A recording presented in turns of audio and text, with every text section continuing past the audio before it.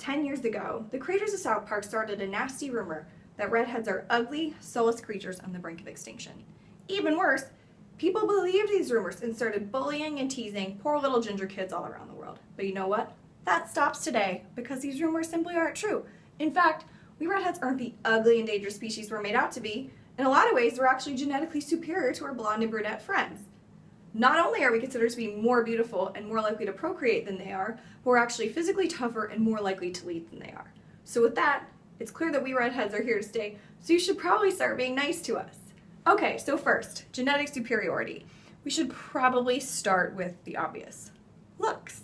Last year, a French university found that redheads, compared to people with blonde, black, and brown hair, are considered to be more beautiful. So what do we mean by beautiful?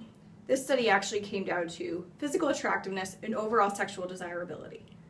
Interestingly enough, the study also found that these individuals with red hair were actually more promiscuous and more likely to engage in baby-making activities than people with other hair colors. So if we break it down and say that redheads are not only more beautiful, but also more likely to multiply than people with other hair colors, we're certainly not ugly, and we're certainly not going extinct. Okay, so on the subject of extinction, let's talk about survival of the fittest. If this world actually comes to some kind of Hunger Games survival of the fittest scenario, we redheads are probably going to be the ones to come out on top. Now why is that? As it turns out, we don't feel pain, at least not as much as people with blonde, black, and brown hair.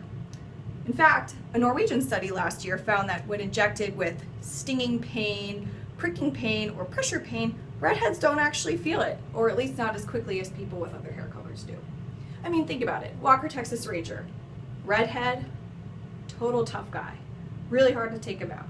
So with that, it's going to be really hard to take us out, especially with pain. Okay, so as if being beautiful and being more likely to multiply, and also being physically tougher wasn't enough, we redheads are actually more likely to lead than other people are. So not only are we not going anywhere, we're probably going to take over.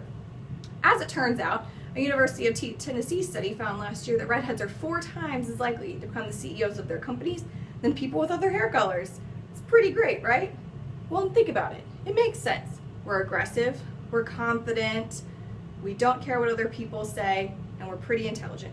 Think about Walker, Texas Ranger again. Queen Elizabeth I, George Washington, Cleopatra, Richard Branson, the list goes on. So when you think about it, it's not all that uncommon for a redhead to become a CEO. Okay, so let's sum this up. We redheads aren't going anywhere. We're beautiful, we're multiplying, we're tough, and we're probably going to be in charge. So one day, if you have a tough, hot redhead CEO become your boss, you should probably be nice to her because she's not going anywhere.